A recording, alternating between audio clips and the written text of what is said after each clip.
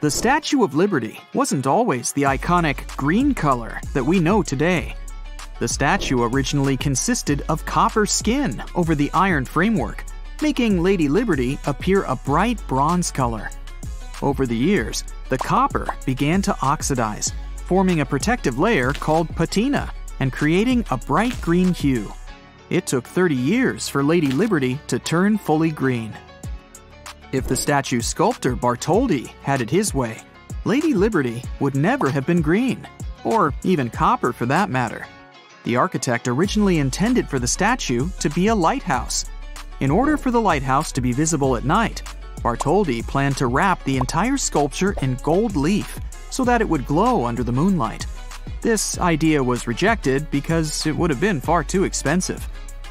New York isn't the only city to have its own Lady Liberty. You can find a much smaller version of the sculpture within the entrance hall to this famous museum in Paris.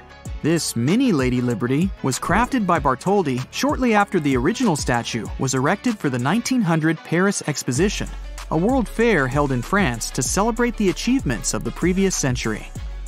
There's gold in the metal the torch is made of, but if you look closely at it, you can see that it's not the original torch that was brought here from France. About 100 years after the statue was installed, in 1986, frequent rains and leaking water damaged the torch, and it had to be replaced. At first, the old torch was displayed as a museum piece just inside the pedestal at the entrance. But recently, a new museum was built on the island, and the torch was moved there. Some rumors about the statue say that Thomas Edison once wanted to make it speak. He wanted to put a huge phonograph in it, the sound of which could have been heard even in Manhattan. Good thing this never became reality. It would have been unbearably noisy on the island, and it would have sounded creepy. Lady Liberty arrived from France on June 17, 1885, in over 300 copper pieces in 214 crates on the French ship Isère. It got into a terrible storm and nearly sank. The statue could have been moved to Baltimore, Boston, San Francisco, or Philadelphia. When New York didn't have enough money to pay for the pedestal, these cities were willing to pay for the whole construction on condition of its relocation. In 1983, David Copperfield made the statue disappear in front of a crowd. They were sitting on a platform, and the illusionist opened the curtain and showed them a big empty nothing in Lady Liberty's place. In reality, the platform was slowly moving until it reached an angle from which the statue couldn't be seen behind one of the towers on the platform. It's believed that Charlotte, the mother of Frederick Bartholdi, who was the statue's sculptor, became the model for its face. In 1876, one French senator met her at the opera. He was shocked to see a live version of the statue. Some people think that Lady Liberty has a male face. According to them, it doesn't look much like Bartholdi's mother, but is a copy of his brother. Frederick knew his face in every detail because he spent hours watching his brother at the hospital. In the summer, the crown of the statue becomes a temporary home for peregrine falcons. In the winter, owls are often seen there. Many other bird species migrate through Liberty State Park in the spring and fall months, including rare ones. The last official residents of Liberty Island were the family of the superintendent of the Statue of Liberty. They had free housing at Liberty Island until their home was damaged in a 2012 hurricane. At 305 feet tall, when the Statue of Liberty was first built, it was the tallest iron structure in the world. Of course, that has now been far surpassed. The tallest building in the world, Dubai's Burj Khalifa, has a staggering height of over 2,700 feet. That's almost 9 times taller than the Statue of Liberty. The famous sculpture is weatherproof. Lady Liberty is struck by around 600 bolts of lightning every year since she was built. Some photographers have been lucky enough to catch these moments. She's also survived hurricanes, ocean changes, and countless storms. The Statue of Liberty was designed to sway in the wind. During heavy winds, Lady Liberty can sway up to 3 inches in any direction, and its torch can sway 5. The weight of the statue can be compared to the weight of an empty Boeing 737. But this is only the outer skin of Lady Liberty. The metal construction inside that is, stairs, pylons, and supports, weigh another 125 tons. It's like a small train locomotive. And the concrete base underneath weighs an impressive 27,000 tons. That's like a fleet of 11,000 heavy SUVs, or 180 of the largest blue whales. It took the workers 4 months to fully assemble the statue on the finished pedestal. The statue is connected to the pedestal, so it can't be lifted separately. And the entire metal structure inside can be seen through the glass ceiling of the pedestal. Although interior work was still in progress, you could already see the statue in all its beauty.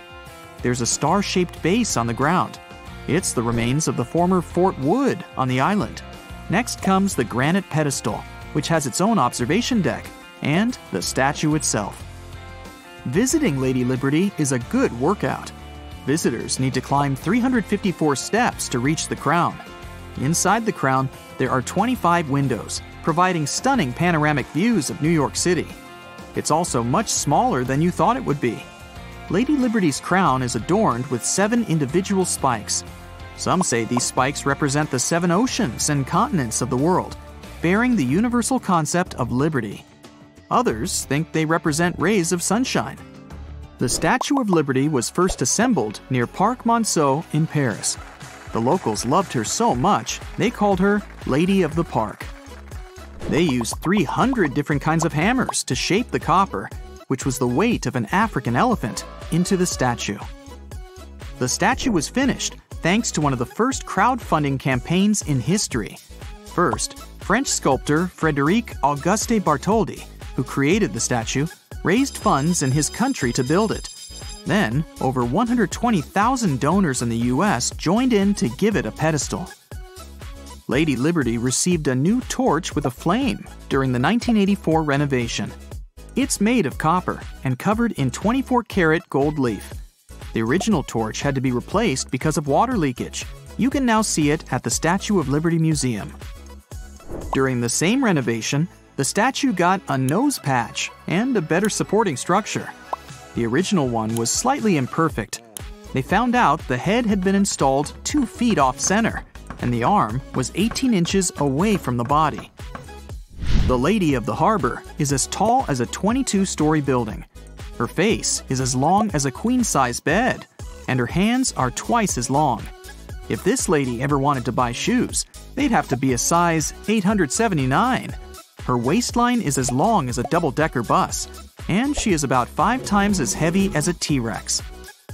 It's practically impossible to see it when you visit, but Lady Liberty is standing on a broken shackle and chains. They stand for breaking free. Her right foot is slightly raised. Bartholdi was thinking of putting chains in the statue's hand first, but ended up giving her a tablet instead. The pedestal now hosts a museum where you can learn all about the statue's history. From there on, you can climb a double metal narrow staircase of 354 steps to the crown. It's so small, it only fits 10 people at a time, but it has an impressive 25 windows. The torch is closed for visitors. Bartholdi was assisted in his designs of Lady Liberty's structure by Gustave Eiffel.